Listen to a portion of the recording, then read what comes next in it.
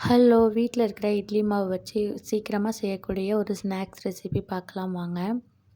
அது செய்யறதுக்கு இன்னைக்கு 2 கப் அளவுக்கு இட்லி மாவு. நார்மலா வந்து இட்லி மாவு வந்துட்டு கொஞ்சம் புளிச்சதுக்கப்புறம் நம்ம தோசைக்குன்னு எடுத்து வச்சிருப்போம்ல, அந்த மாவுல 2 கப் அளவுக்கு தோசை மாவு எடுத்துக்கலாம். அது கூடவே 1 கப் தோசை மாவுக்கு 1/4 கப் அளவுக்கு மைதா மாவு சேர்த்தா நமக்கு கரெக்டாக இருக்கும். நான் இன்றைக்கி 2 கப் அளவுக்கு தோசை மாவு எடுத்திருக்கேன். அதனால் 1/2 கப் அளவுக்கு மைதா மாவு கிடைக்கலன்னா நம்ம வந்து வீட்டில் வச்சுருக்க கோதுமை மாவு கூட சேர்த்துக்கலாம். அது கூடவே நம்ம வந்து சேர்த்த மைதாவுக்கு மட்டும் தேவையான அளவுக்கு உப்பு, 1 பிஞ்ச் அளவுக்கு பேக்கிங் சோடா சேர்த்து மாவு எல்லாத்தையும் ஒன்றா நல்லா மிக்ஸ் பண்ணி கொடுத்துக்கோங்க.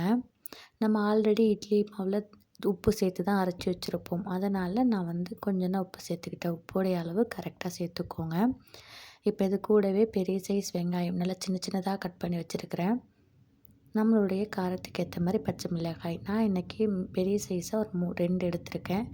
சின்ன சின்னதாக கட் பண்ணி வச்ச கொத்தமல்லி தழை, கருவேப்பிலை அதையும் சேர்த்துக்கலாம். கொஞ்சனா சோம்பு. இப்போ இது எல்லாத்தையும் ஒன்றா வந்து மிக்ஸ் பண்ணி வச்சுக்கலாம். நம்ம வந்து தோசை மாவு கொஞ்சம் தண்ணியாக தான் இருக்கும். அது கூட மைதா மாவு சேர்த்துட்டதுனால நமக்கு மாவுடைய பதம் வந்து நல்லா கெட்டியாயிடும். நம்ம வந்து உளுந்து வடைலாம் வீட்டில் செய்வோம்ல, அந்த மாதிரி நமக்கு இருக்கும். அதுக்கேற்ற மாதிரி நீங்கள் வந்து மாவு வந்து கரெக்டாக பதமாக பிசைஞ்சு எடுத்துக்கோங்க. இது ஒரு 10 நிமிஷம் நல்லா ஊறினதுக்கு அப்புறம் எண்ணெய் சூடு பண்ணிவிட்டு மிதமான ஹீட்டில் வந்து வச்சுக்கோங்க. இது மாதிரி சின்ன சின்ன உருண்டைகளாக நம்ம அதில் எடுத்து போட்டுடணும். இந்த மாதிரி சின்ன சின்னதாக போடும்பொழுது நமக்கு நல்லா வெந்து வரும். சாப்பிடும் பொழுது நல்லா முறுமுறுப்பாகவும் இருக்கும். நம்ம போட்ட உடனேயும் எண்ணெய்க்குள்ளே போயிட்டு ஒரு 2 நிமிஷத்துல நல்லா மேலே எழும்பி வரும். ஒரு வேளை வந்து எண்ணெயோட ஹீட் வந்து ரொம்ப கம்மியாக இருக்குது அப்படின்னா, நம்ம போடுற உருண்டைகள் வந்து உள்ளேயே ஒட்டிக்கும். அது கொஞ்சம் கரெக்டாக கவனித்து போட்டுக்கணும்.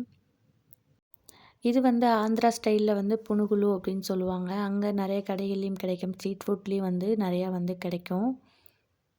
இது வந்து செய்கிறதுக்கு ஒரு 1/4 மணி நேரம் இல்லைனா ஒரு 1/2 மணி நேரம் நம்ம வந்து முன்னாடியே ப்ரீ பிளான் பண்ணி வச்சிட்டோம் அப்படின்னா, ஸ்கூல்ல இருந்தோ இல்லை ஆஃபீஸ்லேருந்தோ வரவங்களுக்கு நம்ம செஞ்சு கொடுக்க ஈஸியாக இருக்கும். வீட்டில் வந்து இட்லி மாவு வச்சுருந்தாவே போதும்.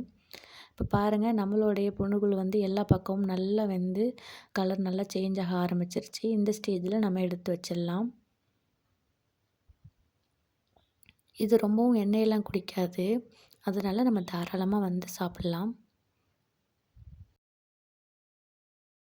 அவ்வளோதான், நம்மளுடைய ஸ்நாக்ஸ் ரொம்பவே சீக்கிரமாக ரெடி ஆயிடுச்சு. இது கூட தொட்டு சாப்பிட்றதுக்கு காரமான கெட்டி சட்னி இல்லைன்னா தேங்காய் சட்னி கூட நல்லாயிருக்கும். இல்லைன்னா நம்ம நார்மலாக சும்மாவே கூட சாப்பிட்லாம். நீங்களும் இதை உங்கள் வீடுகளில் செஞ்சு பார்த்துட்டு டேஸ்ட் எப்படி இருக்குதுன்னு சொல்லிட்டு கமெண்ட்ஸில் சொல்லுங்கள்.